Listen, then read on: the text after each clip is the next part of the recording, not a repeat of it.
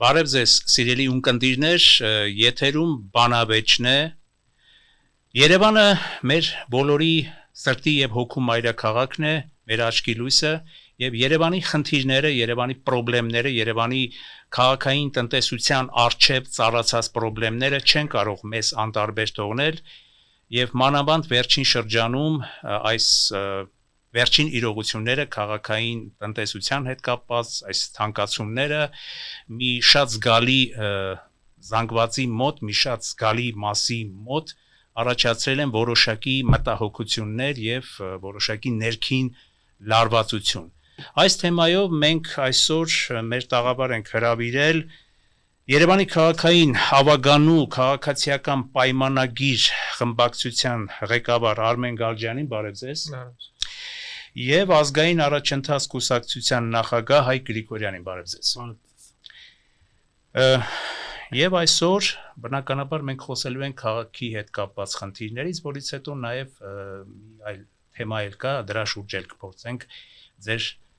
կարծիքները պարզաբանել։ Տեղի ունեցան թանկացումներ, տրանսպորտի գների տեղի ունեցան որոշակի գործողություններ, բոյկոտի գործողություններ։ Տեղի է ունեցել աղբահանության ըստ էության թանկացումը, դժգոհություններ կան,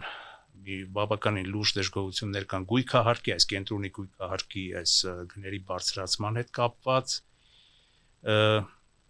եւ սա չի կարող չառաջացնել որոշակի սոցիալական լարվածություն, ամենայն դեպս այն անապահով սոցիալական շերտերի կողմից։ Պարոն Գալջյան, ինչով է պայմանավորված այս թանկացումները, տրանսպորտի այս գների թանկացումները եւ նաեւ ես ուզում եմ հստակ պատկերացում կազմել ձեզնից հունվարի հետ կապված եւ նաեւ փետրվարի հետ կապված տրանսպորտային այս եկամուտների որոշակի մուտքագրումները ավելի լավն են, թե ավելի վատն են, քան մինչ թանկացումները։ Շնորհակալ եմ։ Եկամուտների հետ կապված կարող եմ ասել, որ երբ փետրվարից է պետք հաշվել նոր սակագների ամբողջական գործարկումից հետո բնականաբար կանխատեսել էր որոշակի եկամուտների նվազում կապված այն հանգամանքի հետ, որ նորահամակարգը եւ շատերը պետք է ինտեգրվեն ամեն ինչում եւ նաեւ որոշակի անհասկացվածություն կար շատերի մոտ, բայց ընդհանուր առմամբ կարող եմ ասել, որ կանխատեսելի չափին մոտ նվազում էր, որը որ հետագայում պետքա դինամիկ աճ ունենա, որը եւ արդեն ունի, այսինքն այն բոլոր process-ները, որ տեղի են ունեցել, եկամուտների կոնտեքստում մեր համար կանխատեսելի են եղել թե նվազման, թե հետագայում նաեւ աճի մասով եւ պարբերաբար այդ թվերը հրապարակվում են, որից որ կարծում կարելի է վերլուծություններ անել։ Ինչ վերաբերվում է ընդհանուր թանկացումներին, կարծում եմ պետքա դիտարկել այն տեսանկյունից, որ քաղաքում տեղի են ունենում բազմաթիվ աշխատանքներ, այնպիսի ծավալի, որը որ երբեք չի եղել եւ այսինքն քաղաքային բյուջեն աճում է նաեւ այդ եկամուտների փոփոխության հետ, այսպես ասած թանկացումների շնորհիվ կամ պատճառով, որի արդյունքում բազմաթիվ աշխատանքներ են քաղաքում կատարվում, որը որ կարծում եմ տեսանելի է։ Այսինքն հարկերի կամ դուրքերի ավելացումը նպատակ ունի քաղաքում շատ ավելի շատ աշխատանք կատարելու, որովհետև քաղաքի խնդիրներն էլ կարելի է ասել անսահման են, ինչքան անում ես, այդքան դեռ շարունակում է այդ խնդիրները լինել։ Եվ մենք ուզում ենք այդ խնդիրները լուծենք արագ եւ էֆեկտիվ, դրա համար պետք է ավելի շատ ֆինանսական միջոցներ, որի համար որ փոփոխություններ ենք կատարում ամեն ոլորտում ըստ իր տրամաբանության, աղբանության որակը բարձրացնելու համար, տրանսպորտի եւ կարծում եմ ամեն ինչը տեսանելի է փոփոխ։ Այսինքն այս թանկացումները դուք համարում եք տրամաբանական եւ ճիշտ, փաստորեն եւ փաստորեն այն անապահով խավի այն որոշակի բողոքը ինչ որ միտեղ անարդար եք համարում։ Ոչ թե անարդար եմ համարում, տեսեք, աշխարհում բոլոր երկրներում, բոլոր քաղաքներում միշտ ինչ որ բան թանկանում է ինչ որ ժամանակ հետո, եւ դա բնական երևույթ է,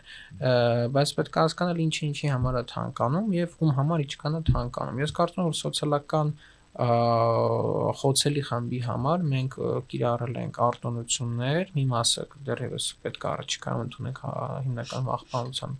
թեմայի վերաբերյալ, իսկ տրանսպորտային բոլոր խմբերը արդեն ընդունեցինք, սոցիալական խոցելի խմբերի համար արտոնություններ են կիրառել, որը որ ինչ որ մարդկանց համար նույնիսկ ավելի լավ պայմաններ է ստեղծում, քան նախկինում, որովհետև որոշ խմբերի նաև անվճար են առհասարակ սարքել, եւ այդ անվճարի համար, այսպես ասած, վճարում է քաղաքացիների մյուս խմբը, որը որ ավելի վճարունակ է, որը որ որևէ սոցիալական առանձին խմբի մեջ չի մտնում, արտոնության կարիք չունի, այսինքն մենք ասում ենք նաև հարգելիներս դուք մի քիչ ավելի շատ վճարեք, որպեսզի սոցիալական խոցելի խումբը կամ ավելի քիչ վճարի կամ առհասարակ անվճար վճարի, նաև այս տրամաբանությունն է գործում։ Պարոն Գրիգորյան, շնորհակալություն։ Պարոն Գրիգորյան, ձեր կարծիքով այս թանկացումները արդարացված են թե ոչ։ Ես կարծում եմ, որ արդարացված չեն, քանի որ չկա հաշվարկ ինքնարժեքի մասով։ Նաև ես կարծում եմ, որ ակնհայտ է, որ հանրային տրանսպորտը ցանկացած երկրում, ցանկացած քաղաքում դա խոցելի մասի, բնակչության խոցելի հատվածի փոխադրամիջոցն է։ Հետևաբար մենք չենք կարող հիմա ասել, որ քաղաքային բյուջեին պետք չեն մուտքեր, որպեսզի իրականացվեն այն գործառույթները, որոնք իրականացնում են, բայց չպետք է այդ բեռը դնել այն խոցելի հատվածի վրա, որը օգտվում է տրանսպորտից, այսինքն ես կուզեի տեսնել այդ մուտքերը ավելանային, ենթադրենք շինարարական թույլտվություններից կամ շինարարական խախտումներից, ես օրինակ բազմաթիվ անգամ նկատել եմ, որոնք խոցելի խմբերի համար որոշակի արտոնություն, այսինքն արտոնությունը մենակ այն իմաստով է գործում, եթե այդ տվյալ նախ այդ խմբերը շատ սահմանափակ են, այսինքն մարդ կարող լինի խոցելի խմբի մեջ, բայց չլինի այդ կատեգորիայի մեջ, որը որ սահմանվել են արտոնություններ։ Երկրորդն է կախված է լինում նրանից, թե այդ տվյալ անձը, որը վճարող չէ, ինչքան անգամ է օգտվում, այսինքն 100-ից մեկը կարող է իր համար նվազել է տրանսպորտի գինը, որտեղ ինքը օգտվում է օրը 6 անգամ, բայց ով որ օգտվում է 2 անգամ, իր համար չի նվազել, իր համար թանկացել է։ Իսկ սոցիալական խմբերը սպառիչ չեն, այսինքն այդ սոցիալական խմբերից դուրս մնում են մարդիկ, ովքեր որ էլի նվազ վճարունակ են եւ իրենք խոցելի են։ Կարող է իրենք օրենքի իմաստով խոցելի չեն դասվել, ամբողջ Հայաստանի բնակչությունն է խոցելի, կարճ ասած, այսինքն եթե բնակչության մեջ կա 30% աղքատություն, թե խոցելի խումբ ասածը մի քիչ հարաբերական է։ Այսինքն առաջինը իմ հակադարձը կլինա, որ ինքը իրոք թանկացում է, այսինքն ազդում է մարդկանց ամսական բյուջեի վրա, եւ երկրորդը այդ գումարը հնարավոր է ստանալ այլ աղբյուրներից, եւ երրորդը ամենակարևորը բյուջե լցնելը մի գործառույթ է, բյուջեն խնայողաբար ծախսելը մեկ այլ, այսինքն եթե դու ինչքան էլ լավ բյուջե լցնես, բայց անխնա ծախսես, քեզ որևէ բյուջե երբևէ չի երիք, այսինքն դու պետք է ամեն ամիս տրանսպորտ թանկացնես կամ գույքահար։ Հարցը դրա մասն է, որ մենք բազմաթիվ ուղղություններով հայտնել ենք մեր դժգոհությունը, որ քաղաքային բյուջեն ծախսում է ոչ արդյունավետ։ Դա սկսած պարգևատրումներից մինչև արտասահմանյան այցելությունները, մինչև տոնակատարությունների վրա ծախսերը, մինչև նոր տարվա զարդարանքները եւ այլն, եւ դա վերաբերվում է բազմաթիվ այլ ոլորտների։ Այդ ձեր ինչպես ասում են, հակադարձումը հավաքելով ուղղում են պարոն Գարջյանին։ Պարոն Գարջյան, հնարավոր է այդ բյուջեի խնայողության, որտեղ պարոն Գրիգորյանը էլի է մեզ մոտ եղել, խոսել է այդ բյուջեի խնայողական օգտագործման եւ այլ աղբյուրներից կուտակելու անհրաժեշտության ու կարեւորության մասին, որը կկանխեր եւ թույլ չէր տա թանկացում, մանավանդ, այո, ես էլ եմ առաջին հայացքից թեկուզ անաչառ այսպես դիտարկումով համաձայն որ ասենք մեր քաղաքում ինչպես նաև մեր երկրում կա մի հսկայական անապահով խավ խոցելի սոցիալապես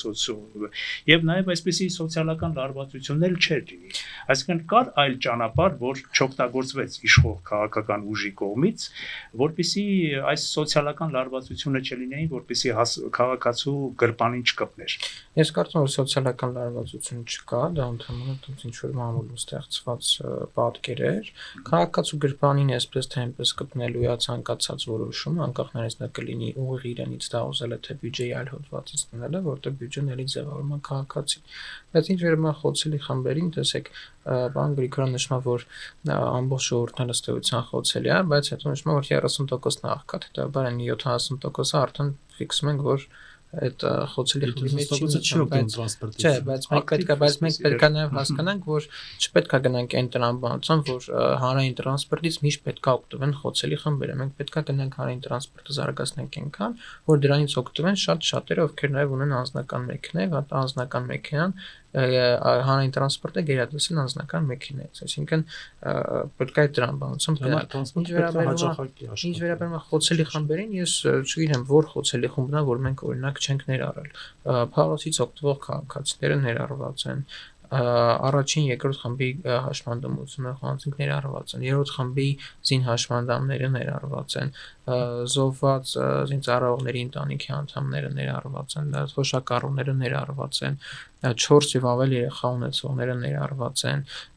ծնողազուրկները ներառված են, էլի կան խմբեր, հիմա չեմ հիշի, բայց այսքան ուսանողներ եւ այլն բոլորը, այսինքն ըստ էության ներառված են։ 3 երեխա ունեցողը որ սոցիալ, դե հիմա այդպես որ գնանք երկրորդն էլ կարող է հասկացանք, այսինքն ինչ որ մի սահման գալիս է, այսինքն ես չգիտեմ որ խոցելի խումբն է սոցիալական, որ մենք չենք անդրադարձել, ըստ էության բոլորն, անգամ մարզային մարզում ապրող մարդկանց համար ենք այդ արտոնությունները ընդլայնել, ոչ միայն Երևանը, որովհետև նաև այդ խնդիրն էլ առաջացավ, որ հարակից մարզերից գալիս են աշխատանքի գնում են, նաև իրենց համար ենք դա ընդունել, այսինքն ես չեմ կարծում, որ մենք որևէ մեկին անտեսել ենք, բացի դա այլ ծախսերի փոխարեն երբ որ նշվում է, սովորաբար երբ որ ասում են ուրիշ բանի վրա փոխ մի ծախսեք այդտեղ է գումարը դնեիք, երբ որ հարց ենք տալի որն է այդ ծախսը, նշվում են նենց դեպքեր, որի վրա ծախսած գումարը եւ այն գումարը, որը որ պետք է տրանսպորտի վրա ծախսել, անհամեմատել է, այսինքն եթե մենք իրենց նշած ծախսը չանենք, դա մոտավորապես այն անհրաժեշտ ծախսի 1 կամ 2% գումարն է, որը որ պետք է չանենք դնենք այնտեղ, այսինքն դա էական հարց չի լուծելու, կամ օրինակ ինչի պետք է քաղաքը չունենա նոր տարվա լուսավորություն տոնակատարություն, այսինքն քաղաքը նաև քաղաքաներն է, որ նաև ունի տոներ եւ այլն։ Ճոխության, որովհետեւ այսօր մենք լուրջ անվտանգային խնդիրներ ունենք, երկիրը պաշտպանելու։ Եթե որևէ մեկը կհամոզի, որ նոր տարվա ծախսելը դուք ճիշտ եք համարում, եթե որևէ մեկը տոնածառ կամ զարդարանքների, եթե որևէ մեկը կարող է հիմնավորել, որ տոնածառ կամ լույսեր չդնելով անվտանգային խնդիրը լուծվելու է, շատ լավ, բայց ես վստահ եմ, որ նաեւ միայն չէ, դա այդ ծախսը չի, շատ էական տարբեր թվերի մասին ենք խոսում։ Ես մի հատ կատարում ասենք, եկեք, չգիտեմ, հաց չառնենք, դրա տեղը մեքենա առնենք, որտեղ ասենք այդ հացի գումարը հնարավոր չէ մեքենա առնել, նույն խոսակցությունն է մտավորապես։ Այսպես բազմաթիվ փոքր ծախսեր կան, բայց ամենակարևորը ես ուզում նշել, որ տրանսպորտի հարցում մենք չունեցանք, օրինակ, ինչի չներդրվեց տրանսպորտային միասնական համակարգը ԿՊ-ի իշխանության գալու օրվանից, գործարկվել այդ համակարգը, հետո նոր արդեն վիճակագրության հիման վրա այդ մի տարվա, չէ, 23 թվականի աշնանից իշխանություն են ձևավորել, 25 թվականի հունվարից նոր մտավ տրանսպորտի միասնական համակարգը։ Հիմա հարցը հետևյալն է, ինչի 1.5 տարին տրանսպորտային համակարգը չանցավ միասնականի, ինչի ստվերը չվերացվեց, կոպեկների մասին է խոսքը, ինչի մետրոպոլիտենում ժետոնները չվերացվեցին, այսինքն չէ, դրանք չեն վերացվել տարվա 23 թվականից։ Այսինքն այդ համակարգը հիմա վերածվել միաժամանակ, երբ որ թանկացումներ են մտնում, այսինքն պետք է համակարգը սկզբից մաքրել ստվերից, որպեսզի իմանայինք ինչքան շրջանառություն կա, որ նոր հետո հաշվարկ անեինք այդ իրական եկամտով կարողանում ենք ապահովենք X քանակի ինքնարժեք, X ինքնարժեք, եթե ոչ, նոր հասկանանք ինչքան է պետք բարձրացում, բայց դրանք միաժամանակ անելով մենք չենք իմանում, տեսեք, նույնիսկ հիմա վիճակագրության համար մենք հարցնում ենք, պարոն Գալջյան ասում է մենք փետրվարից նոր պետք է հաշվենք, այսինքն հիմա մարտ ամիսն է, մենք հələ մի ամսվա վիճակագրություն ունենք, թե ինչքան է մարդը օգտվել, հաշվարկված է, բարձրապես նկատում եմ պետք է հաշվարկված է, ինչքան է։ Էսպայն անգիր թվերը չունեմ, որովհետև եթե իմանայի որ սենց թվերը են խոսալու կհանեի թվերը, էսպայն անգիր չեմ հասկանալի։ Տարբեր մոդելներ։ Այսինքն դե հարցն է, որ բարեփոխում, եթե նպատակ կար բարեփոխում անելու, պետք է այդ բարեփոխումը անել թանկացման կոմպոնենտը դուրս թողելով, անել բարեփոխումը այն մասով, որ ստվերը վերանար, ունենայինք էլեկտրոնային վիճակագրություն, թե որ կատեգորիայի մարդիկ ինչ կարգի տոմսային համակարգից են օգտվում, միաժամանակ պահպանելով այդ 100 դրամը, հետո նոր հասկանայինք, որ այդ 100 դրամը իրոք ավելորդ է, միանգամյա տոմսով անցում կատարեինք փաթեթներին։ Այդ ժամանակ փաթեթների նույնիսկ սակագները ավելի ճիշտ կմշակվեին ու ճիշտ թվեր կդրվեին, որոնք կբխեին, ինչպես նշում են, որ բնակչության շահերից, այսինքն դա չէր լինի իրականում թանկացում, այլ կլներ համակարգի օպտիմալացում, որը նպատակ կլներ ուղղակի ավելի շատ մարդու ստիպել, որպեսզի օգտվեն տրանսպորտային համակարգչից, ոնց որ նշում են, որ նաև ունեցող մարդը օգտվի տրանսպորտից, դա կարելի է անել միայն այդ հերթականության դեպքում, բայց այս հերթականության դեպքում ինքը զուտ դիտարկվում է ու արդյունքում եղել է զուտ թանկացում, սա խնդիր։ Իսկ աղբանության մասով զուտ ավելացնեմ, կներեք, աղբանության մասով բարեփոխում էլ չի արվի, այսինքն աղբանության գումարը որ թանկացվել է, կամ մետրոպոլիտենի մասով ավտոբուսները հասկացանք ավտոբուսով է, բայց օրինակի մետրոպոլիտենը որևէ բանով չի բարեփոխվել, մետրոպոլիտենի մետրոյի գինն էլ է բարձրանում։ Տրոլեյբուսում շատ չնչին է եղել բարեփոխումը հայմատած տրանսպորտի հետ, քանակային իմաստով տրոլեյբուսների, ու տրոլեյբուսի գինը բարձրացել է 3 անգամ, ոչ թե ասենք ավելի քիչ է 50-ից դարձել է 100-ից։ Իսկ աղբանության ոլորտում ընդհանրապես բան չի արվել, ոչ ունենք աղբանության վերամշակման, ոչ ունենք տեսակավորման տարաներ, ոչ ունենք ավելի ժամանակակից, որտեղ են մեքենաները, որով հիմա անում են աղբահանություն, դրանք երևի 90-ական թվականների կամ 2000 թվականների ինչ որ մեթոդ է, որով անում են։ Այսինքն, պարոն Գալստյան, համաձայն եք, որ որևէ բարեփոխում, ես հասկացա պարոն Գրիգորյանի տեսակետից, որևէ բարեփոխում չարած, ուղղակի այսպես մերկապարանոց ըստ պարոն Գրիգորյանի թանկացումներ։ Նշանակ համաձայն չեմ, որովհետև օրինակ նույն տրոլեյբուսը, երբ որ նշվում է, էական է, որ տրոլեյբուսները փոխվել են մի մասը, մյուս մասն էլ փոխվել է այս տարի, եւ դա հենց այն միջոցներով է, որը որ քաղաքացին վճարում է տրանսպորտ նստելու, այսինքն մենք այս տարի ձեռք ենք բերելու 40 տրոլեյբուս եւ այդ գումարը քաղաքացու վճարած գումարից է գնալու բնականաբար եւ նաեւ մետրոն, երբ որ խոսվում է օրինակ այս բանի շարժասանդուղքները փոխվում են մետրոն, որ կարևոր անվտանգային խնդիր է նաեւ, բայց պետք է դիտարկել, որ դա քանի որ կոչվում միասնական տոմսային համակարգ, հնարավոր չի ամեն տրանսպորտային միջոցին կամ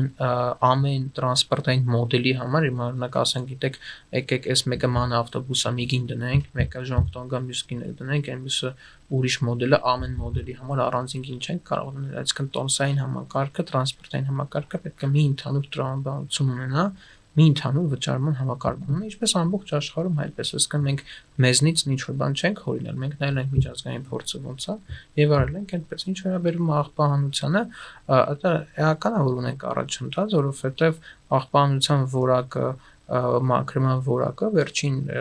կարծում եմ հատկապես 2 տարիներին որևէ լուրջ խնդրի չի հանգեցրել, բացառությամբ ինչ որ 1-2 օրը ինչ որ տենց խնդիր եղել է, բայց ըստ էության որևէ լուրջ խնդիր չի եղել եւ նաեւ էական առաջընթաց է եղել աղբի տեսակավորման հարցում, այսինքն բազմաթիվ տեղեր այդ աղբի տեսակավորման աղբա վերամշակման չէ ժամանակին ինչքան ժամանակա չէ խոսում են որ աղբա վերամշակման գործարան պիտի ստեղծվի գործարանը շատ լավ գործարանը նաև մասնավորի ներդրումով պետք է լինի այնպես չի որ աղբանության վճարով պետք է գործարան բացի որովհետև ներդրումներից ավալը այդտեղ շատ մեծ է այսինքն աղբանության վճարով համ աղբանություն իրականացնել համ գործարան բացել դա իրատեսական չի բայց այդտեղ թանկացման մասին էլի պետք է հասկանալ աղբանության այս քառակուսի մետրով վճարը դա թանկացում է, թե չէ, որովհետև շատերի համար էլի չի թանկանում ընդհակառակը էժանանում, ովքեր որ օրինակ փոքր քառակուսի մեծամասնությունը պետք է հասկանալ, այսինքն քանի հոգի է ապրում տան մեջ, այսինքն եթե ես մեծ տուն ունեմ, չէ, իմ քառակուսի մետրով ոնց թանկացում չի, չէ, առաջին հայացքից վերցնենք, էլի փորձենք անաչափ։ Ես հաշվարկել եմ, կներեք 35-40 քառակուսից վերև արդեն ինքը թանկացում է։ Դա նայած քանի հոգի է բնակարանում ապրում, բայց հաշվառելով նորմալ բնակության ստանդարտները, եթե արտառոց 7 հոգով չեն ապրում, ասենք 2 սենյակի մեջ, բացի այդ դեպքից, երևի չի խոսվել այսքան ժամանակ, ինչու այդ որոշումը կայացվի, որովհետև մեկ հիմնական պատճառ կա քանի մարդ է ապրում Երևան քաղաքում եւ քանի մարդ է վճարում աղբանության համար։ Այսօր մենք ունենք տներ, բազմաթիվ տներ, որտեղ ապրում են մարդիկ եւ գրանցված չեն,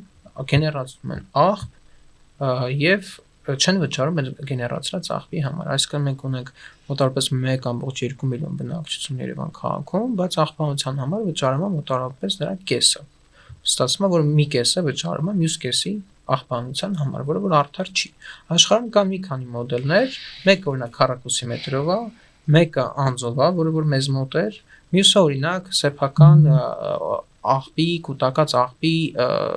ծավալի հիման վրա, որը որ առանձին մոդել է, որը որ շատ ավելի բարդ եւ հետագայի համար մոդել է, բայց շատ տեղեր օգտագործում են քառակուսի մետրով վճարը, որտեղ դա ֆիքսված տվյալ է։ Այսինքն դու գիտես, որ այս մարդն ունի սեփականություն, որը որ ֆիքսված այսքան է, դրա հիման վրա կարող ես հաշվարկել որոշակի վճարի չափ ինչ որ կներեք, եթե դրամով Արտոնի բնակարան, բայց բնակարան, դա շատ քաղաքներում կա, այնպես չի որ մենք դա հորինել ենք։ Հասկանալի է, բայց պատկերացրեք, եթե մարդ ունի բնակարան 100 քառակուսի մետր ու ինքը բնակվում է Մոսկվայում կամ Լոս Անջելեսում ու ոչ մեկին ոչ վարձով է տվել, ոչ, այսինքն տեղ աղբով է գեներացնում, ոչ։ Չէ, տեսեք, նախ ռիսկը, որ ինքը դա վարձով է տվել եւ որով մեկին չի գրանցել, շատ մեծ է եւ մենք շատ գիտենք, որ այդպեսի դեպքեր ունեն, որ մարդիկ ապրում են, բայց ոչ մեկ չգիտի դրա մասին, ֆիքսված չի։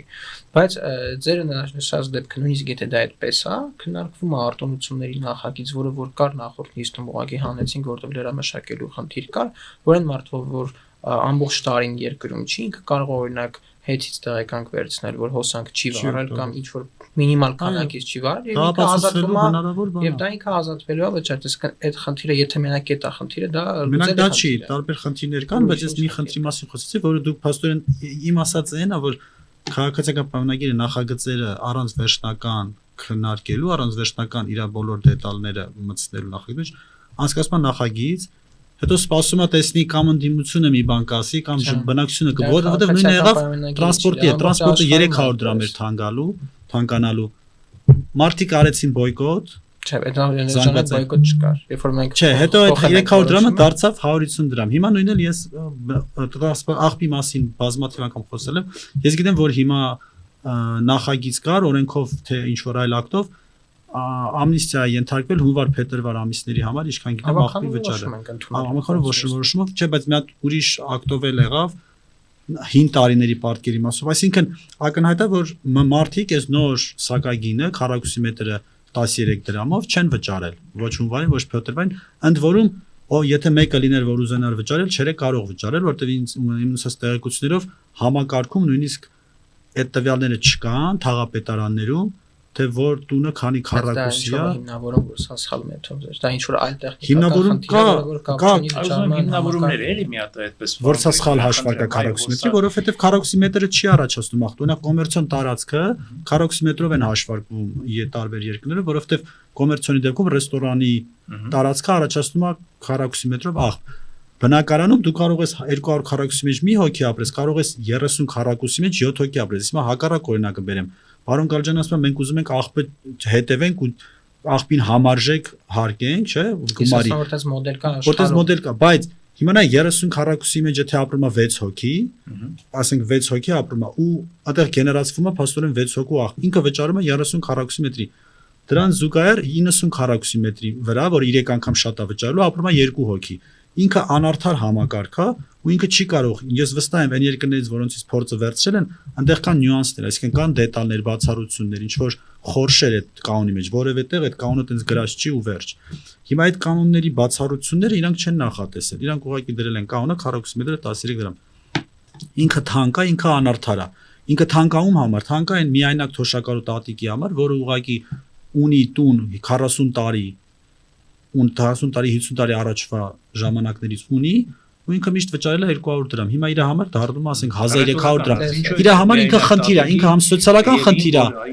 Կներեք, ինքը համ սոցիալական խնդիր է, համ արդարության խնդիր է, որտեղ մենակ դու կարող ես վիճակի ես վճարել այդ, ըստ ասենք սոցիալականը մի կողմ։ Բայց նաև ինքը անարդար է, եթե ես մի հոգի եմ ապրում, ինչի պետք է, ինչա որ ապրում եմ մեծ տանը, աղբը դրանից չի ավելանում, որ ես մեծ տանը։ Եթե բանգրիկն եթե դուք ձեր մեյլը ուշադիր նայեք, կտեսնեիք, որ ձեր մեյլին եկել էր ավականու որոշման նախագիծ,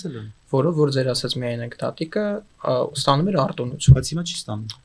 Չի ստանում, մյուս ամսվանից կստանա, երբ որ որոշումը կընդունվենք, ինքը որևէ այլ զրկանք չի կրում։ Ուզում ասեմ ձեր ասած սոցիալական խմբերը։ Բայց մի հատ իմ նշած հարցն է։ Չէ, այնտեղ էլի շատ բաներ կային, որոնք դուք երևի չեք նայել բարձրապես, բայց այդ որոշումը կա եւ շրջանառվում է եւ քննարկվում է։ Ինչ վերաբերում է առհասարակ որոշումներ կայացնելուն եւ հետո փոփոխություններ անելուն, դա ամբողջ աշխարհում է այդպես, այսինքն այնպես չկա մի դեպք, որ քաղաք որոշումը ընդունում է եւ 5 տարի դա սահմանադրություն չի, որ ընդունես չփոխես։ Բոլոր քաղաքներում նույն տրանսպորտի հետ կապված որոշում են ընդունում, հետո ամեն տարի կամ տարին մի քանի անգամ վերանայում են անում, թե գնի վերանայում, թե արտոնության վերանայում։ Հա, բայց դա արվում է մեկ ամսվա ընթացքում, 2 ամսվա չկա, դա դուք աղբը թանկացել եք հունվարին, փետրվարին, մարտին արդեն բերում են թոշակառուին արտոնություն տալու։ Ինչի դա չէր կարելի միանգամից բերել, որ մարդիկ էլ իմանան, որ բայց կտրվի այդ արտոնությունը։ ես չգիտեմ, բնականաբար, որովհետև նախագիծ կքննարկվում է, ուղղակի ես նիստից դուրս եկա, որտեղ լրամշակման խնդիր կա։ Բայց թոշակառուներից այսպես ոչ թոշակառուներ էլ կան, որոնք ունեն սահմանափակ եկամուտներ, ասենք ամիսը 100,000, 150,000 ստացող մարդիկ, որոնք եկամտի աճ չեն ունեցել այս ընթացքում կամ չի փոխհատուցվելու այդ թանկացման գումարը, նրանց վրա էլ է, չէ՞։ Ես տրամաբանդորեն եմ հասկանում, չէ՞։ Հասկանանք, որ այս եթե նույնիսկ թանկանում է, դա այնպես էական գումարների մասին չի, որ ասես մարդու ֆինանսա, եթե չի աճել, ուրեմն ասնկացավ, իսկ օրինակ եթե 150 դրամ է մեկի վրա այդ ամսական վճարն ավելացել, եկեք ընդունենք, որ այդ 150 դրամը այն գումարը չի, որ դա սոցիալական ինչ-որ sense խորը, բայց դրա համար մենք ունենք, ելի եմ ասում, արտոնությունների մեխանիզմ, որը որ քննարկվում է, ուղղակի չեմ ուզում ասել ինչ մեխանիզմ է, որովհետև քննարկում ենք տարբեր տարբերակներ, օրինակ որևէ քառակուսից ավելի դեպքում հաշվարկը նվազի կամ նույնը առանձնատների մասով ինչ որ քառակուսից վերև արդեն ոչ թե 13 դրամով հաշվարկվի, այլ օրինակ 50% նվազ հաշվարկվի, այսինքն այս խնդիրները ընդհանրապես լուծվելու են, որոնք որ բնական է կառավարման մեջ, բայց մի բան հասկանանք էլի կներես պիտի այդ արտոնությունների այդ համակարգը պիտի ներդրվեր այդ հստակ համակարգը տարբերակված մոտեցում չէ գուցե այսպես հնարավոր չէ։ Ես կներեք մի բան ասեմ, նայեք, հիմա մի հոգի շատ պարտաճանաչ քաղաքացի, ինքը գնում է 100 քառակուսի մետրի համար վճարում է 13 դրամով, 1-2-3 ամիս վճարում է, հետո քաղաքացիական պայմանագիրը որոշում է, որ 50 քառակուսից բարձրի դեպքում տանք 50% է։ Այս մարդը իրան զգում է ոնց եմ տահաճ բառ չասեմ, բայց իրան հիմարի տեղ ազգում, ինքը անում է մի բան, որը ընդունվել էր, հետո 2 ամիս հետո իրան ասում են, այս ինչ որ դու արել ես, հիմա դա արտոնությունն է, բայց իրա փողը էլ ոչ մեկ հետ չի տալու, սրանով խրախուսում ենք, որ մարդիկ չկատարեն իշխանության ընդունած որոշումները առաջի ամսից, որտեղ բոլորը մտքում մի բան է, լավ էս ընդունեցին, հեսա 2 ամիս հետո մի բան փոխվելու է, սպասենք։ Դրա համար էլ բոյկոտը աշխատեց թե տրանսպորտի դեպքում, բոյկոտը հիմա աշխատում է աղբանության վճարի մասով, այսինքն քաղաքային բյուջեն կորցնում է գումարներ, աշխատում է նրանով, որ ոչ մեկ չի վճարում։ Ով ինչ չի վճարում։ Աղբանության վճար չի վճարում։ Ծրագրային խնդիր է, ոչ թե ծրագրային իր հերթին, բայց մարդիկ չեն ուզում գնան վճարել, որովհետև 50 քառակուսի 50 քառակուսի մետրը, եթե բազապատենք 13-ով, 500 դրամ, այսինքն 200 դրամով աղբան վճար էլ չի լինելու, այսինքն դա թանկացումը նվազագույնը 200-250%-ի չափով ուղղակի ստեղծվեց պատկերացում, որ ամեն դեպքում, քանի որ ձեր ասած թեկուս այդ հակափաստարկումով, որ ասենք 100-150 հազար ոչ թոշակառուների հետ կապված, բայց այսպես ասած միջինից էլ ցածր ապրող մարդու համար, այսպես սահմանափակ աշխատավարձ դա թանկացում է նշանակելու եւ դա սոցիալական գրպանին հարվածող գործոն է, պարոն Գալջյան, այդպես համաձայն չեք։ Տեսեք, մենք այսօր խնդիր ունենք, որ բոլորը վճարեն աղբանության համար։ Չստացի որ բնակության կեսը վճարում է, մյուս կեսը չի վճարում, ինչ պատճառներով։ Մի մեխանիզմը նա է, որ լինի քառակուսի մետրը, որպեսզի տվյալները լինեն հստակ եւ հաշվարկելի եւ հնարավոր լինի դա գտնել եւ չվճարել դեպքում ինչ որ գործողություն իրականացնել։ Հիմա դրա արդյունքում թանկանում է որոշակիորեն։ Այո, թանկանում է, բայց եկեք նաեւ մենք մեր այդ ազնիվ լինենք ու հասկանանք արդյոք 200 դրամ աղբի գումար ամսական մեկ անձի հաշվարկով դա նորմալ գիներ լավ մաքուր քաղաք ունենալու համար ըստ իս ոչ, որտեղ եթե մենք տեսնում ենք թե մեր քաղաքը ինչ կեղտ ունի, ծավալ կեղտի եւ այդ կեղտի ծավալը արտադրողով է մարդը ու եւ այն գումարը, որը որ մենք վճարում ենք 200 դրամ, ըստ իս համարժեք չի։ Ով է հիմնավորել, որ դա նկատառում ասեմ, դուք քաղաքի որը նայ դուք քաղաքի աղտոտվածությունը, քաղաքի աղտոտվածության բեռը դնում եք շարքային քաղաքացու վրա, ոնց որ ամեն ինչի մեջ։ Բայց եկեք մի բան հաշվենք, այն մարդը, որ բարեխիղճ աղբի վճարը տալիս է, ու բարեխիղճ աղբը գցում է աղբամանը։ Ու մի հատ անբարեխիղճ տնտեսվարող կամ շինարար, որը աղտոտում է շինախմի մասին չես տա։ Չէ, բայց նաև շինախմն էլ է, չէ, կենցաղային աղբը շինախմել է գցում։ Այսինքն դուք պատժիչ գործառույթ, այսինքն պատժեք նրան, որ աղտոտում է քաղաքը, այդտեղից գումարը գեներացրեք որ բան, այսինքն պարտաճանաչ մարդու վրա ասեք մարդկանց տուգանքի մատերիալ եք սարքում։ Իրանք տեսնես որ անենք, մի բան հնարավոր է ասել, բայց այդ խոսքը գնում է նայեք։ Մեր նպատակը մարդկանց տուգանելը չի, մեր նպատակն է որ մարդը վճարի իր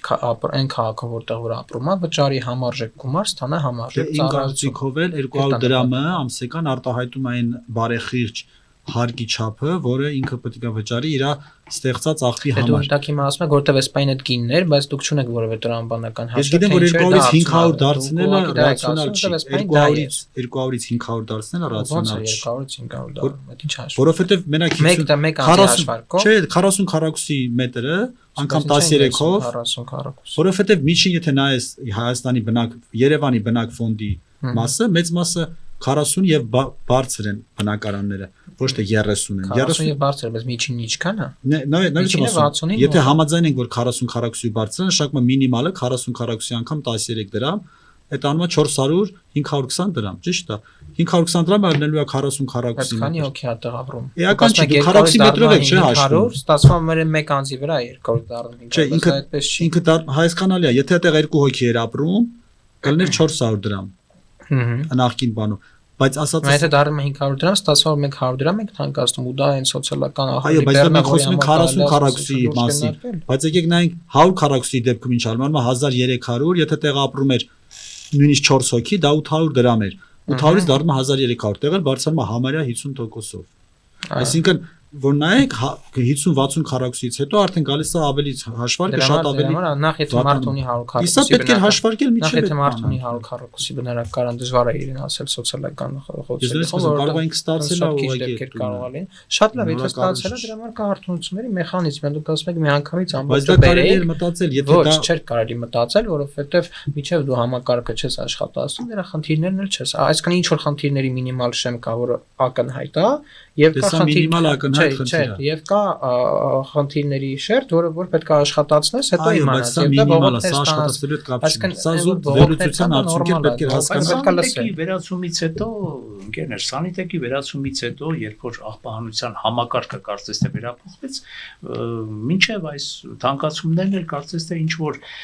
շոշափելի շատ վատ ինչ որ աղբահանության համակարգ։ Կներեք, ես մի բան էլ ասեմ։ Տեսեք, խոսում ենք շատ էական է ֆիքսել, որ քաղաքապետարանը ամեն տարի ձեռք է բերում հսկայական միջոցներ, տեխնիկա, աղբահանություն եւ ձնմակրում իրականացնելու համար փոշեկուլներ ենք այսա մի քանի օրից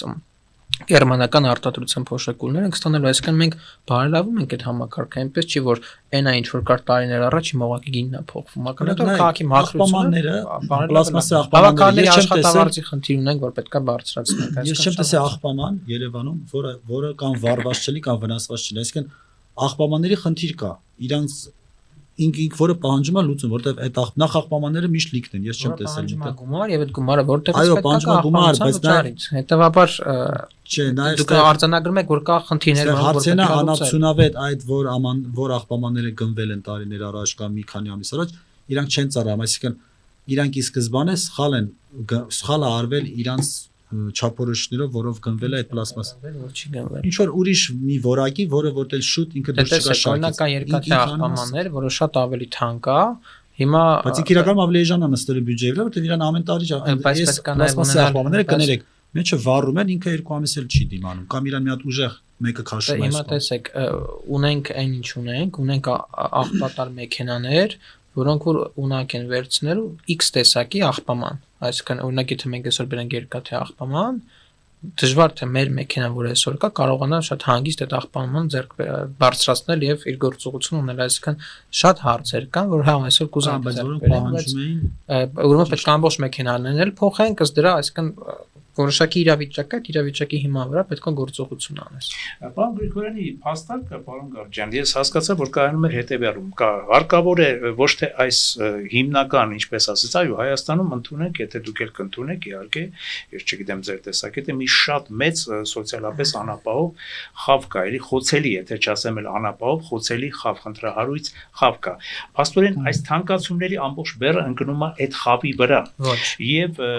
հիմա ես ավարտեմ կներեք Եվ նաև միգուցե, ասենք իմ առաջարկն էլ տեսակետը նաև այսպես ձեզ համար։ Միգուցե նաև այդ խոշոր բիզնեսի վրա, խոշոր այսպես ասած տնտեսվարողների վրա պիտի դրվի այդ թեկուզ այդ աղբատարներ գնելու, այդ համակարգերը բարելավելու, այսպես իրենք ներդրում անեն մեր, որ այն սոցիալապես անապահով խավը չընկնի հարվածի տակ։ Տեսեք։ Ինչ կարծիք եք։ Ես ավելի ուրիշ օրինակ ասեմ, դուք խոսում եք փոշու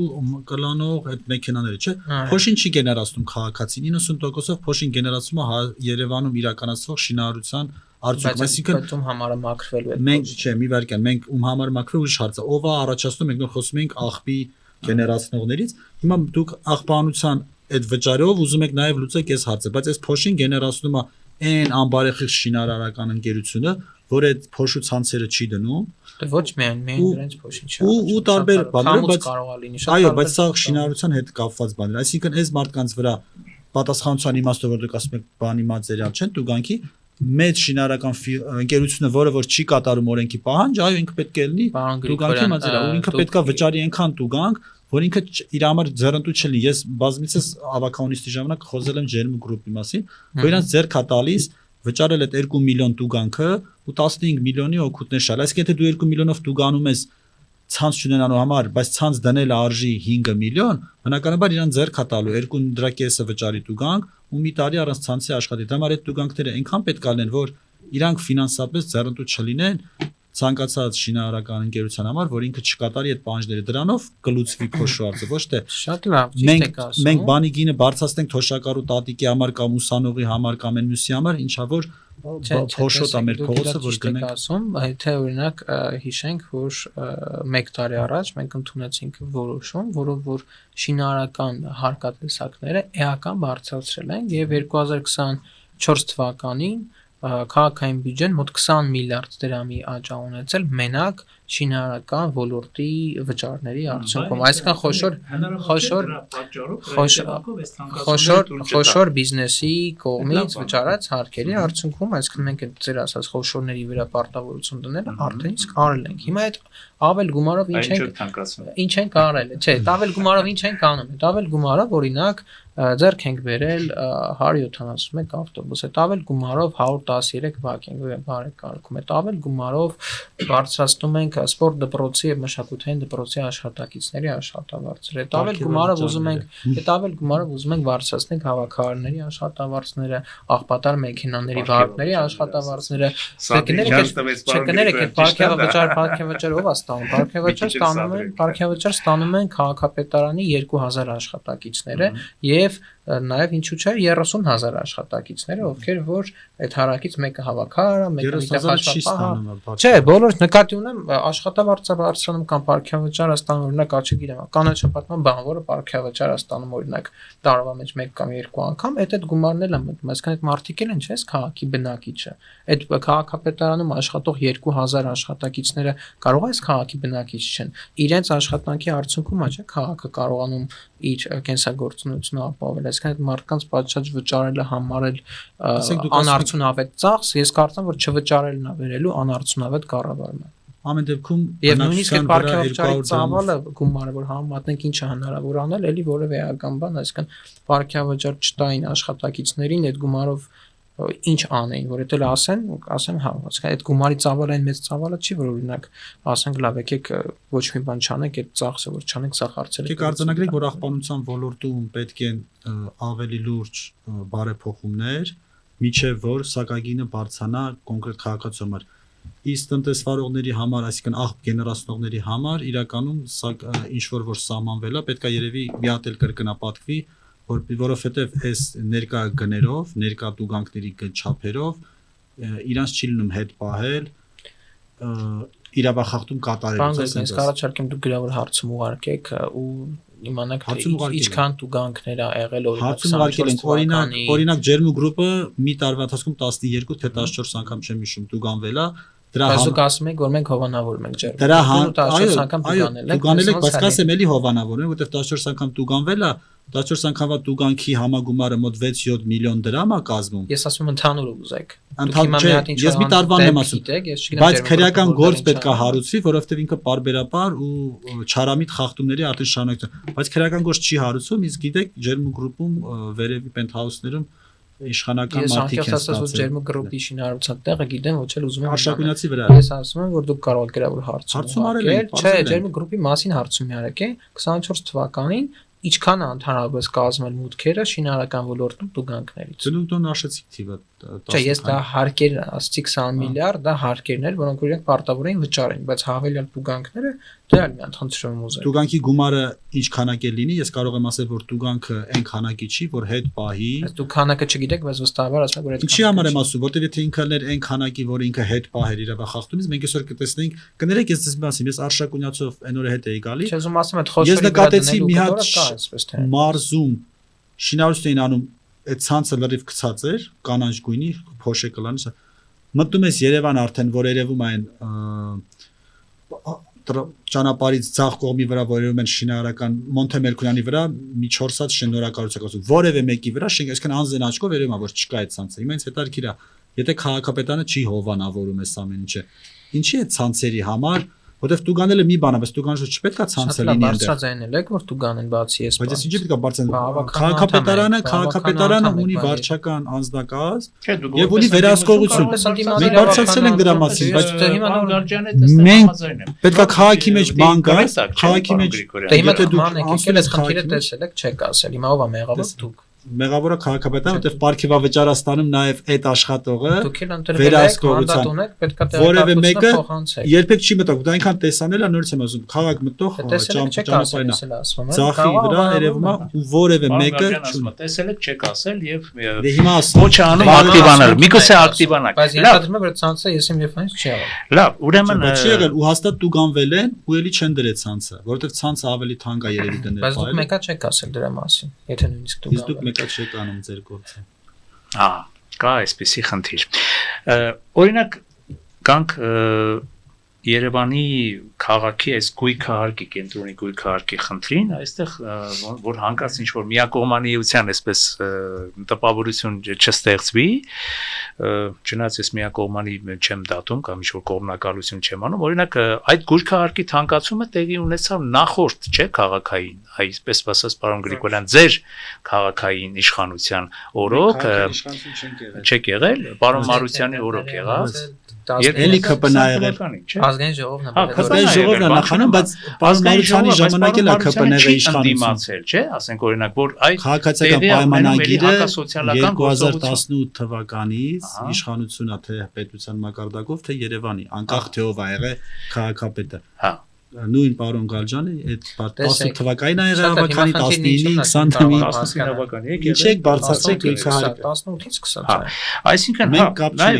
Կանոն Գրիգորյանը կապ Մարությանը մենակ կապ Քաղաքական դեմքերից մեկն է ասես կենտրոնի այդ գույքահարկի որ էլի դարձյալ սոցիալական գրպանին հարվածող սոցիալական բայց դա ազգային ժողովն է ընդունել դա ինչի է այդ օրենքը ես չեմ արդարացնում այո քաղաքային եւ այլն քաղաքային իշխանություն դեպս խոսույթ կա այդ առումով էլ քննարկում կա լարվածություն կա դեռ այն ժամանակ էլ էս հիշում եմ դժգոհություններ արդեն հնչեցին եւ այլն որ չի կարելի այսպես էլի ուղղակի չէ անգամ ես կասեի տարբերակված մոտեցում էլ չեղավ չէ ասենք հիմա ես այս սանդղակային էր ամեն տարի չաճող եկամուտ ունեմ ֆիքսված որ դեռ չի աճել 2020-ից 25-ը, բայց իմ գույքահարկը շարնդալի տեմպերով sense խփում է գնում է առաջ, աճում է, ես արդեն չեմ կարողանում ապրել եւ մի հատ անջարեղ падգամավորել ասես, դե չես կարողանում ապրես, տունը ծախի գնա մասիվ։ ԿՊՆ ուզում է Բեռնաթափի կենտրոնը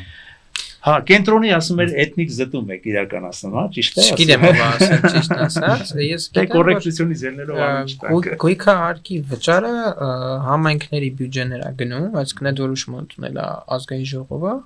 բայց այդ գումարները գնում են համայնքների բյուջե եւ համայնքները կարողանում են բազմաթիվ աշխատանքներ կատարել, այսինքն որ ասում ենք գույքահարկը բարձրացավ մարդկանց գրպանն են մտնում, պետք է հասկանան ինչի համար է դա լինում առհասարակ բոլոր տեսակ բյուջեի ձևավորումը մարդկանց վճարների արդյունքում է լինում։ Հիմա դա գույքահարկա թե այլ վճար է, դրա նպատակը բյուջեն համալրելն է եւ այդ բյուջեով աշխատանքը կատարելը։ Հիմա ինչ է գույքահարկը մտեք բնակչության գրպանը, մտեք ավելի տնտեսվարող մեծ օրենք խախտող մեր ունկնդրի ոնց կարելի է անել որ չթանկանա դուք ասեք եթե հիմնավոր պատճառը կա աշխարհում երկիր որտեղ տենց արել է կա աշխարհում երկիր որտեղ արել են որ ոչ մի բան չի թանկացել ինձ ոչ թե ոչ մի բան չթանկանալու դե աշխարհի շատ երկրներում եկամուտներն են աճում չէ բայց եթե մեր մոտ եկամուտը չի աճում միջին աշխատավարձը չի աճում պարոն Գրիգորյանի աշխատավարձը չի աճում պարոն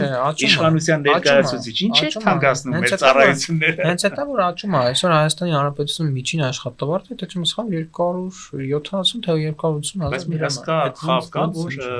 էլի սոցիալապես ապկած գներ, բայց զուգահեռաբար գներն են աճում, եկեք բան ծառայություններն են աճում, այնպես որ պիտի այսպես բալանսը պահելու բայց քան երկրում կատարվող աշխատանքների ծավալն է աճում, եկեք էլ ֆիքսենք օրինակ որ պետական պարտքն է աճում։ Չէ, եկեք ֆիքսենք որ դպրոցներ են կառուցվում, մանկապարտեզներ են կառուցվում, թոշակա բարձրանում, աշխատավարձը բարձրանում, դրանք էլ կան, այսինքն ժամանակ չեն կառուցվում, նախկիների ժամանակ մանկապարտեզ դպրոց չի որ կառուցած լինի, մենք հիմա չենք կառուցել։ Չէ, դե շարունակում եք կառուցել, եթե կառուցումը դա բան չի, իհարկե չեն կառուցում, իհարկե չեն կառուցում, պարոն Գրիգորյան։ Հիմա եթե տարվա մեջ մի հատ կառուցել են, միշտ կառուցվել է, հարցն է որ կառուցվելու նայ կառուցվելու եկեք ասենք եթե հիմա մտնում են կառուցվելու դաշտ, կառուցվելը ես ասեմ բոլոր իշխանությունների հատկապես կոռուպցիոն սխեմաների մեջ թաթախված իշխանությունների սիրելի զբաղմունքը կառուցապատում, շինարարություն, ասֆալտապատումն է։ Դա այտենց կոռուպցիոն պետություն չկա։ Դադարեցնենք բոլոր շինարարությունը,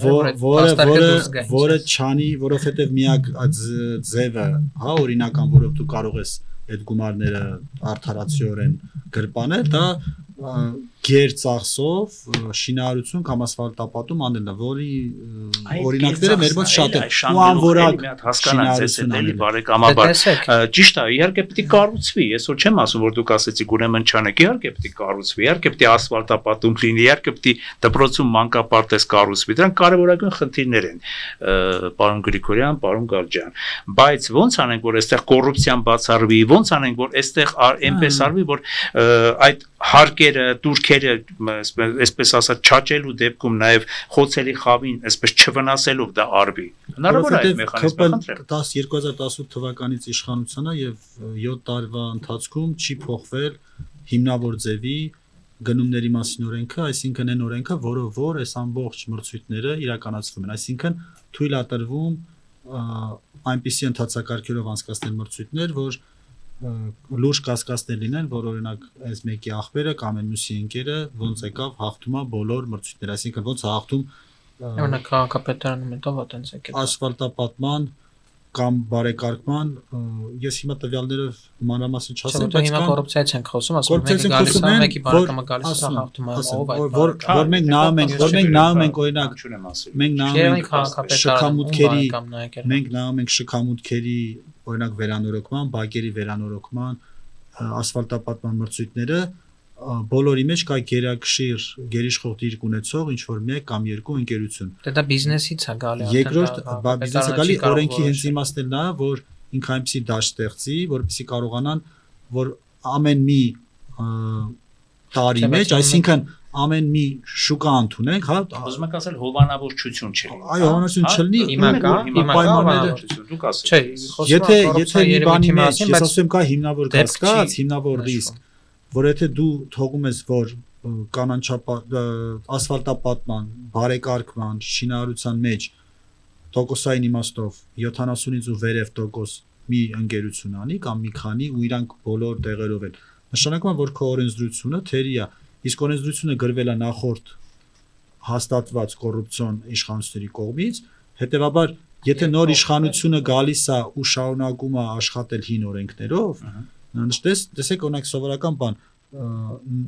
ԿՊ երբ որ ընդդիմություններ ինքը ասում էր պետք է օրենքը փոխվի որպեսզի չլինի կանոն մեծամասնություն ազգա հիմա իրանք իշխանությունն բայց այդ օրենքը չեն ուզում փոխել որովհետև ինքը ձեռնտու օրենք է իրանք ձեռք է տալի որ եթե 50+ չի հավաքում իշխող ուժը ընտրությունների ժամանակ կարող է լրացնելով սա դրա նման օրենք է որովհետև ակնհայտ է որ գնումների մասին օրենքը պետք է հիմնովին այնպես փոխվի որ գոյություն ունի sense ասեմ գոյությունի սրա դասական օրինակ տարբեր երկրներից կարելի է վերցնել ու այդ անցքերը, այդ ծակերը փակել, որով որ կոռուպցիան սողոսկում է ու հիմնավոր կասկած առաջացնում բոլորի մոտ, որ այս ներկա իշխանությունները այդ նույն մեխանիզմներով աշխատում են։ Շատ լավ, ես տեղեկացնում գնումների մասին օրենքի նախագիծ կա, որը պլանավորվում է ամբողջ 7 տարի անց։ Չէ, դուք ասում եք չկա, ես հիմա ասում եմ կա։ Նախագիծը ուրիշ բան է, ասում 7 տարի։ Դե 7 տարի անցել է, այդ 7 տարով վերլուծվել է, հիմա եթե չեմ սխալվում ֆինանսների նախարարության հեղինակած նախագիծն է, գնումների մասին օրենքը փոխվում է, ձեր ասած խնդիրներն ու ռիսկերը այդ օրենքով պետք է վերացվի, այսինքն այդ խնդիրը ֆիքսվել է վաղուց, բայց պետք է նաև նենց փոխես, որ հասկանաս, որ փոխածը ինչ որ բան տվեց եւ ոչ թե ընդհանրապես թանկացումն է, որ արագ թանկացումն էլ արագ չի, որովհետեւ եթե հաշվի առնենք, թե օրինակ նույնիսկ նոր ավտոբուսները քանի տարի են շահագործում, նենց չի հենց գնել ենք միանգամից հիմա օրինակ նոր ավտոբուսները դեռևս 20 թվականից կան Երևան քաղաքում, բայց 25 թվականին են թանկանում, այսինքն պետք է դա էլ հաշվի առնել, էլի, որ այսքան տարի այդ գերծախսն է եղել, բայց դա եղել է բյուջեի հաշվին եւ ոչ թե քաղաքացու գրպանի հաշվին, ինչպես շատերը ձևակերպում են, այսինքն ինչու չպահպանեցիք էլի բյուջեի, որովհետեւ խնայողաբար ծախսեր կամ այսպես եկամուտները ավտոբուսների ծավալը գնալով շատացավ եւ պետք է էլի շատանա եւ արդեն իսկ եկավ այն պահը, որ պետք է այդ ծախսի տրամաբանությունը փոխվեր եւ փոխվեց, որովհետեւ չի կարող միշտ այդպես լինել, որովհետեւ մենք հիմա ուզում ենք ասենք էլի լավ տրանսպորտ ենք ուզում, բայց չենք ուզում ավելի վճարենք։ Ես կարծում եմ, որ այս բանավիճ առհասարակ արդեն կարեստական է, որովհետեւ քաղաքացիները շատ լավ կերպով այդ համակարգին հարմարվեցին, իհարկե ոչ թե խնդիրներով հանդերձ, եւ այդ բոյկոտն էլ ըստ էության չի կայացել եւ ինչի է տուգանք, չէ, ես ինձ հետաքրքիր է ինչի է նոր մտցվում տուգանքի 15000 տուգանքը, եթե բոյկոտ չկա, չէ, եթե բոյկոտ չկա, ինչի է մտցվում 15000 իսկ կա աշխարհում մի քաղաք, որտեղ տուգանք չկա, այդ չափի տուգանք, այսինքն բոլոր քաղաքներում աշխարհի բոյկոտներ են, դրա համար են տուգանքներ, այսինքն տուգանքը միշտ բոլոր տուգանքը չի փոխվում, տեսեք ցանկացած հիմիկվա գործող օրենքով տուգանքը եղել է, կարծեմ Տոմսի երկրկնապատիկը, այսինքն եթե 150 դրամ է, 300 դրամից դառնում է 15000 դրամ, տենց փոփոխություն ես տեղյակ չեմ, որ ինչ որ մի քաղաք մտցնի տես փոփոխություն տուգանքի։ Հիմա ուզում եք ասել, որ ինչ որ օրինակ հարկեր չվճարելու համար որ դուժերը ավելանում, մտան բոյկոտ կա դրա համար այդ տուգանքները սահմանված։ Կամ օրինակ կարի մեքենայի, կարի լույսի տակով վարել տուգանք առաջացնում, բոյկոտ կա դրա համար այդ տուգանքը, այսինքն տուգանքը իրավախախտումը զսպելու համար է, այո, եթե տուգանքը, այո, շատ ճիշտ եք ասում, իրավախախտումը զսպելու համար է, եթե տուգանքը բարձրացվում է, նշանակում է այն չափը, որը գոյություն ունի, բավարար չի իրավախախտումը կանխելու համար։ Ներկայիս գործող 300 դրամ տուգանք։ Դա ակնհայտ է, որ բավարար չի կարող լինել որևէ իրավախախտում զսպելու համար։ Բայց ոնց ա եղել, որ տուգանքը բավարար ա եղել 30 տարի զսպելու համար, իսկ հիմա բավարար չի, եթե Տոմսի գինը թանկացել է իրականում 100-ից 150 կամ ձեր ասածի պես նվազել է։ Եթե Տոմսը գներեք շատ կարևոր բան է, թվում է թե իշխող քաղաքական թիմը քաղաքային այսօր կարծես թե եթե սխալ եմ, ասեք սխալ եմ հասկացել գուցե, որ հաղթեց, որովհետև կարծես թե եթե այս պայքարը, ինչպես օրինակ 12 տարի առաջ պայքարեցինք, ասել եմ, չէ՞ մեր զրույցի ժամանակ այդ պայքարողներից 150 դրամը նորից վերադարձրեցինք հարյուր, հիմա կարծես թե այդ պայքարը չհաղթեց։ Քաղաքական իշխող ուժը ասում է, մենք տրանսպորտին չենք թանկացրել, հələ էժանացրել ենք որոշ մարդկանց համար։ Հիմա դե հարց առաջանում, եթե էժանացրել եք, ինչի եք տուգանքը տրանսպորտի չվճարելու համար 300 դրամից դարձնում 15000 դրամ։ Այսինքն եթե բոյկոտ չկա, եթե տրանսպորտի գինը էժանացել է,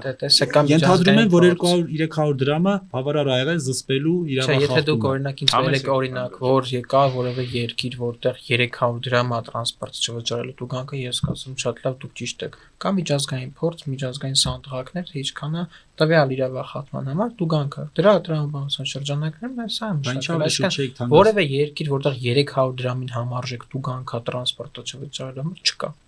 Եթե գինը 300 դրամա տրանսպորտի, նրա չափով տուգանքը կա,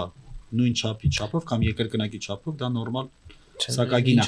բայց չկա որ 300 դրամի փոխարեն 15000 դրամ այդ աշճանի բարձրացվի։ Ես տենց օրինակ չգիտեմ օրինակ։ Այսինքն եթե հաղթել եք, շատ ավելի հաղթել եք, մտածում ինչի է մենք հաղթել չունենք, մենք ունենք որոշում, որ կայացրեցինք եւ գնացինք առաջ եւ վստահենք, որ այդ քաղաքացիները ընկալելու են դա, որովհետեւ դա ճիշտ եւ արդար որոշում է, որովհետեւ մարդը տեսել է փոփոխությունը ու գիտի ինչի համար ավել վճարելու, այսինքն հստակ հաղթել չհաղթել անդիմությունը պարտվել է, բայց մենք հաղթելու խնդիր չունենք, որովհետեւ այսինքն այն չընկալողներին ուզում եք դաժանորեն պատժել ավելի, հա։ Չէ, մենք որևէ մեկին պատժելու խնդիր չունենք, այսօր քաղաքացիները բողոքում են, ասում են ես տեսնում եմ, որ ինչ որ մեկը նստեց չվճարեց, ինչի պետք է ես վճարեմ, ինքը չվճարի, բայց վճարողները օրինակ 70 եւ ավել տոկոսն կա օրինակ 10-20-10%, որը այդպես չի վճարում կամ ցույցատալի որ չի կարողանում վճարել։ Հիմա 10%-ը զսպելու համար պետք է տուգանքի գինը, որ մարդուն կզսպի իրավախախտում անելու համար 10-15000 դրամն է, ոչ թե 300 դրամ։ 300 դրամի համար վարչարություն անելն էլ է անիմաստ, օրինակ աշխատող պահես ինչ որ process անի աշխատավարձ ստանա, որ 300 դրամ տուգանի, անարդյունավետ է 300 դրամի համար վարչարություն իրականացնել։ Ես ուրեմն ուզում եմ որ այս հարցի կարծես թե մեր ունկնդրի համար որոշակի ասենք ձեր տեսակետները, ձեր մոտեցումները բարձորոշ եղան ամեն դեպքում, չնայած այս հարցի շուրջ կարելի է էլի ծավալվել, բայց ուզում եմ որ այսպես մեր այսօրվա թողարկման ավարտին վերջում նաև ձեր տեսակետները իմանալ, երկուսի տեսակետները իմանալ, քանի որ երկու քաղաքական թիմերն էլ ձեր քաղաքական թիմերն էլ թիմ ընտրությունների մասնակից քաղաքական թիմեր եք Փարաքարի եւ Գյումրիի հետ կապված ընտրությունների վերաբերյալ ինչ կասեք մենք մասնակցում ենք ազգային առաջխոս կուսակցությունը մասնակցում է Փարաքարի ընտրություններին Գյումրիում մենք չունենք տեխնացու առաջադրված Փարաքարի մասով կարող եմ ասել որ նախընտրական այդ process-ում and դասական խախտումների մի մասը շարունակվում է, այսինքն քարոզչության ընթացքում վարչական ռեսուրսի օգտագործումից սկսած, որը արտահայտվում է, գիտեք, ամենահասարակ բանով, որ ենթադրենք մանկապարտեզի նորակառույց շենք կար բացվելու, իրան չբացեցին մեկ ամիս առաջ, որը պատրաստ էր, սպասեցին, որ կգա նախընտրական փուլը եւ մարզպետով ու տարածքային կառավարման նախարարով ու իրենց ԿՊ-ի տեխնացուով գան ու այդ լենտան կտրեն, որ դա ներկայացվի որպես նախընտրական ինչ-որ բան, այսինքն այս վարչական ռեսուրսի նաեւ մարզպետի կողմից այդ նախընտրական գործունեությանը մասնակցել է նախարարի կողմից, նաեւ ինչ չէ, վարչապետի կողմից Նիկոլ Փաշինյանը նաեւ մասնակցում է այդ թիմ հանդիսներին, ոնց որ միշտ արել է, այսինքն գալիս է ԿՊ-ի տեխնացուի հետ ինչ որ միջոցառման, որով փորձի հա ցույց տա այդ կառավարության կամ պետության ոնց որ կանգնած լինելը իրենց տեխնացուի կողքը, որը վարչական ռեսուրս է։ Չէ, իրավունք ունենալու հարց չի, ես օրինակ չգիտեմ զարգացած ժողովրդավարական երկիր, որ երկրի ղեկավարը իր գործը թողի աշխատանքային ժամի վեր կանա գնա, որտեվ Փարաքարը երկրի մասշտաբով Փարաքարի ընտրությունը մեծ ինչ որ իրադարձություն չի, որ թողի իր զբաղմունքը ու իր հետ հարյուրավոր պաշտոնյաներ ու այդ ամենը ծախսել է նաև այդքան պետությունը գնա մասնակցի թիմ ընտրությունների, որտեվ թիմը դա առանցին մոդել է,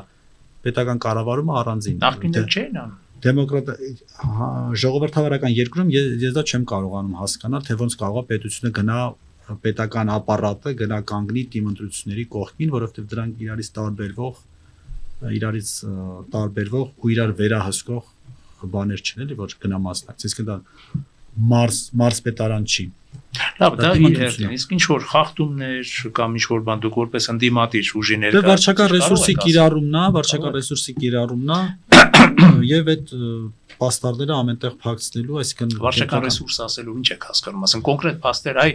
քիչ առաջ միլա բան ասես, պարոն, ասեք, եթե ինչ որ փաստ կար, խնդրեմ, փաստեր մատնանշեք հանրության։ Փաստեր ասեցի, այսինքն կառավարության գումարներով իրականացված ծրագրերը ներկայացում են որպես ԿՊ-ի տեխնացուի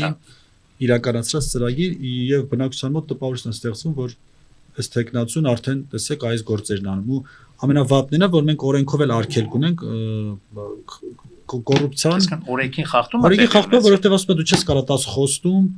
նախընտրական փուլում չես կարող խոստում որևէ աշխատանք կատարելու, բայց ԿՊ-ի տեխնացուն ակնհայտ կամերաների առաջ ինքը ասում է գնում է հանդիպան, ասում է այս փողոցը կանենք, խոստում է ասում այս փողոցը կասֆալտապատենք, ստեղը սա կանենք ու այդ մարդը եղել է համայնքապետ ինքը ԺՊ-ը, այսինքն դա կարար ասեր 2 ամիս առաջ, կարար ասեր 4 ամիս առաջ, ինքը սպասում է ընտրությունների օրը, որ գնա բակարբակ ու նույնը Գյումրիում է տեղի ունենում, այսինքն այս ակնհայտ օրենքի խախտումները տեղի են ունենում, դա կոչվում է վարչական ռեսուրսի չարաշ։ Պարոն Գարջյան, համաձայն եք, որ օրենքի խախտումներ են տեղի ունենում, ինչպես պարոն Գրիգորյանը մատնանշեց, եւ վարչական ռեսուրսի ուժեղ կիրառում է տեղի ունենում, որը անարդար է դարձնում ընտրությունների ընթացքում։ Անկեղծ ասած, Փարաքարի Քարոզ Արշավին չեմ հասցրել հետևել, չգիտեմ ինչի մասին է խոսքը, բայց եթե մանկապարտեզի բացման մասին է, ենթադրվում է, որ մանկապարտեզը շատ շուտ են սկսել կառուցել եւ ոչ թե 1-2 օրում, այսինքն որ աշխատանքին արել հիմա դա բացում է, կարծում տրամաբանական է եւ ինչու է համայնքապետը մասնակցում, եթե դա կառավարության միջոցով արվել, որովհետեւ մանկապարտեզները համայնքապատկան են եւ համայնքի ղեկավարի ներքո կառավարման ներքո գտնվում, շատ տրամաբանական է, որ համայնքի տվյալ բային ղեկավարական պաշտոնակատարը մասնակցել այդ բացման հնարավորությանը։ Բայց առհասարակ նաև Գյումրիի մասով խախտումներ ես չեմ լսել, որևէ նաև դիտորդական կազմակերպություններից չեմ լսել, բայց կարծում եմ, որ շատ կարևոր է, որ համայնքները ներդաշնակ լինեն պետության եւ կառավարության հետ, այսինքն կառավարող ուժի հետ, որովհետեւ ես այսօր լսում եմ հատկապես Գյումրիում ասում են մենք գալու ենք հաղթենք եւ կառավարությանը հեռացնենք, դա նշանակում է, որ իրենք Գյումրիու համար չեն մասնակցում եւ Գյումրիցու համար չեն մասնակցում այդ ընտրությանը, որովհետեւ եթե իրենք պատրաստվում են կառավարությանը դեմ գնալ, ապա Գյումրու խնդիրները ոնց են պատկերացնում, որ պետքա լուծվի, որովհետեւ մարդիկ ընտրում են քաղաքապետ եւ ավականի, որ կոնկրետ լիազորություններով կոնկրետ աշխատանք անի, չեն ընտրում, որ գնա կառավարության դեմ պայքարի, որտեղ այդ կառավարությունն է այդ համայնքների բյուջեի հսկայական հատվածը տրամադրում։ Այսինքն եթե դու սկսես թիրախավորել կառավարությունը, վիրավորես, անձնական խնդիր ունենաս, չկարողանաս շփվել, համագործակցել, քո ղեկավարած համայնքն է դժելու։ Ես կառավարությունը իրավունք չունի այդ հիմքով քաղաքական հիմքով կառավարությունը այդ հիմքով չի մերժում, բայց երբ որ դու քո հարաբերությունները փչացնում ես այն կառավարության հետ ում հետ պետքա բանակցես, ծրագիր ներկայացնես, հիմնավորես որ քո ծրագիրն է նորմալ է, երբ որ այդտեղ ինչ-որ թշնամանքի մթնոլորտ է մտնում, դա արդեն նորմալ չի եւ այս բանն էլ կան համայնքներ, որտեղ քաղաքացիական պայմանագիրը չի ղեկավարում եւ այդտեղ աշխատանքներ կատարվում են, բայց մենք հիմա օրինակ Գյումրիում տեսնում ենք տեխնացուներ, որ ասում են մենք որ գանք, հեսա տեսեք ինչ ենք անելու, դա Գյումրու մասին չի, դա իրենց ինչ որ անձնական քաղաքական խաղերի տրամաբանական շարունակության մասն է եւ ես գյումրեցիների կնայեն այս հաղորդումը կուզեմ, որ ընտրություն կատարելուց վստահ լինեն, որ ընտրում են այնպեսի ղեկավար, որը որ Գյումրու մասին է մտածելու եւ կառավարության հետ աշխատելու անկախ իր քաղաքական դիրքորոշումներից, տվյալ դեպքում կարծում Սարիկ Մինասյանը լավագույն տեխնացուն է, համ իր աշխատալավոճի առումով, համ նաեւ որ իշխող ուժի քաղաքական տեխնացուն։ Ես պարոն Գալջյանի մոտ հարց ունեմ, այնտեղ Եվրոդաշինքի հետ նախատեսում է կոալիցիայի ձևավորում։ Հարցը իրենց տվեք, ես Եվրոդաշինքի անդամ չեմ։ Չէ, ԿՊ-ի կողմից եմ ասում։ Ես չգիտեմ, ես մեն չեմ կարող այդ հարցին պատասխանել։ Կախված է ինչ արդյունքներ կլինի եւ ըստ այդմ բարձր չեք բացառում։ Չէ, իհարկե չեմ բացառում։ Այսինքն սպասենք, ինչպես 2023 թվականին քաղաքացիական պայմանագիրը գնաց, այսպես ասած, տրամաբանական, հա, ասենք գուցե տրամաբանական դաշինքի հանրապետություն կուսակցության հետ, այնպես էլ հիմա սպասենք։ Տեսեք, այդ կոալիցիան հանրապետություն կուսակցության հետ ինքը ունի հիմք, այսինքն մենք ստորագրել ենք փաստաթուղթ, հուշագիր կոալիցիան համագործակցության մասին, որտեղ նշված է հետեւյալ միտքը, որ մենք քաղաքացիական պայմանագիր եւ հանրապետություն խմբակցությունները ցանկանում են, որպեսզի Երևանը լինի եվրոպական մոդելի քաղաք։ Եվ այդ մոդելի զարգացման տրամաբանությամբ մենք համագործակցում ենք։ Այսինքն հիմա այդտեղ կա ինչ-որ գաղափարական հենք, այնպես չի ուղղակի կոալիցիա անելու համար։ Պետք է ինչ-որ գաղափարական ընդհանրություններ ունենաս, որ կարողանաս համագործակցել։ Իսկ ասեմ, մյուսները չեն ուզում որ, հա, այդպես է ստացվում, որ Երևանը Դե ես չեմ կարող ասել, իմ կարծիքով դա զուտ իշխանությունը պահելու կոալիցիա էր, որտեղ չկա գաղափարական որևէ բան։ Երևանում իրականում այդ կոալիցիայի ձևավորումը անհրաժեշտ էր, որպեսզի քաղաքացիական պայմանագիրը մնա իշխանության, եւ կարծում եմ նույն բանը հնարավոր է կիրառվի նաեւ Գյումրիում Եվրոդաշինքի եւ ԿՊ-ի միջև, որը որ որևէ մեկը չի երկել դեռևս, որ այդպես բան չի կարող լինել։ Ամեն դեպքում ակնկալենք ամենակարևորը օրինական եւ արդար ընտրություններ։ Չէ՞։ Սա է իմ կարծիքով կարևորը եւ կարծում եմ ցանկացած հայ մարդ Հայաստանի քաղաքացի պիտի ուզենա որ օրինական եւ արդար այ դուք գտնում եք որ արդեն օրինական եւ արդար ընտրություններ հնարավոր չեն պարոն Գալջյանը երկուսիդ տեսակետներ թող ոնց որ ասում են իգիտություն անաչառ կերպով ես ընդհանրապես որպես իգիտություն մատուցեմ մեր ունկնդիրներին եւ ամենակարևորը ցանկանամ թող հաղթի բարին թող հաղթի Հայաստանի քաղաքացին այս ընտրություններում եւ չլինեն ամենակարևորը անօրինականություններ, չլինի վարչական ռեսուրսի կիրառում եւ այն հարցերը, որ մենք սրանից առաջ էլ մատնանշեցինք, այդ խնդրահարույց հարցերը, դրանք գնան դեպի դրանք լուծվեն վերջիվերջո։ Թե մեր քաղաքացիների համար եւ ընդհանրապես թե մեր երկրի ողջ երկրի կյանքը ավելի առողջացնելու համար։ Շնորհակալություն, եթե ունեք ասելիք ավելացնելու բարեմաղթանք մեր ունկնդիրներին։ Կարող եմ ասել, որ Հայաստանում 2018 թվականից հետո ընտրությունները արդար են տեղի ունենում, բացարձակ արդար, եւ որևէ քաղաքացու անգամ մի քվե չի փոշիացվել կամ գողացվել, եւ վստահ եմ, որ առաջիկա միշտ այդպես է լինելու։ Դուք համաձայնեք։ Պետք է չհամաձայնվեմ զուտ եմ փաստով, առնվազն, որ օրինակ քաղաքացիական պայմանագիրը primaries կոչված երևույթը օգտագործում է որպես նայ primaries-ի իմաստը որն է primaries-ի իմաստն է ներկուսակցական ընտրություններ անել եւ բարձել կուսակցականների մեջ ով է ամենառեյտինգովը եւ նրան առաջադրել որպես տեխնացու Հայաստանում ԿՊ-ն primaries-ի միջոցով տարբեր մարդկանց մեջ է անում primaries հետո որ հաղթում է նոր այդ մարդը դիմում է գրում ու մտնում է ԿՊ այսինքն ասում եմ primaries-ի իմաստն է որ այդ մարդիկ բոլորը լինեն կուսակցական արդեն ֆիգուրներ որոնց մեջ դու առանցկացնում ես ընտրություն primaries-ի միջոցով Հայաստանում իրականում անում են անկուսակցականների մեջ կամ թաղի հեղինակությունների մեջ անում են հեղինակավորների միջև մրցույթ հեղինակություններից որը հաղթում է որը շատ ձայն ունի դիում է գրում մտնում է ԿՊ հասկացաք որ հետ ու առաջ է անում այսինքն տրամաբանությունը խնդիրն է որ անօրինական չի հարցենը որ մեր primaries-ը դա քաղաքական process չի այլ բայց այդտեղ ընտրակերտարություն այլ տարբերություն ինչ է եթե ՀՀԿ-ի ժամանակ Սերժ Սարգսյանը կանչում էր իր մոտ ասում էր ձեզից ով է ավելի շրջապատով հիմա մենք դա անում ենք ընտրությունների X համայնքում բայց շատ վատ է որովհետև primaries-ը քաղաքական գործընթաց է ԿՊ-ի արած primaries-ի մեջ քաղաքական տարջ չկա ինքը նույն Սերժ Սարգսյանի արած primaries-ն է բայց ոչ թե Սերժ Սարգսյանի կաբինետում այլ գնում են տվյալ համայնքում ասում են որին ավելի շատ ձեն են տալի ասենք ով որ 10 ձենով ավել է ստանում տվյալ մարդուն ասում են դիում գրի մտի ԿՊ ու դու կլնես մեր տեխնացուն դա մեկ երկրորդը միշտ ԺՊ են նշանակում մարդու ով որ հետո պետք է մասնակցի ընտրություններին Ես գիտեմ երկրներ, որոնք ունեն օրենք, որոնք հստակ արգելում են ԺՊ-ներին, այսինքն եթե դու մարդուն բերում ես ԺՊ, 3 ամիս թողում ես ինքը լինի ԺՊ, կառավարությունից գումար ես տալի, ասում ես մի հատ լավ ասֆալտապատի ամեն ինչը կառուցի, մի երկու բակեր վերանորոգի, հավաքի հեղինակություն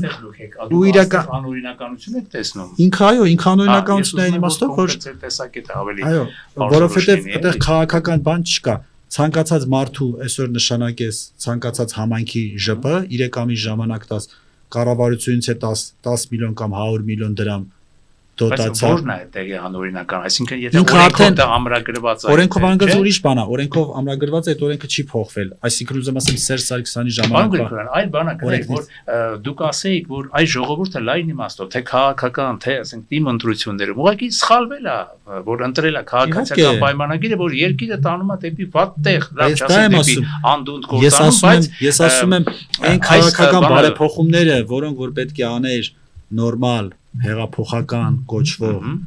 դեմոկրատական կոչվող ուժը այս բարեփոխումները 7 տարվա ընթացքում պետք է աներ որովհետեւ մենք այսօր 7 տարի հետո հեղափոխությունից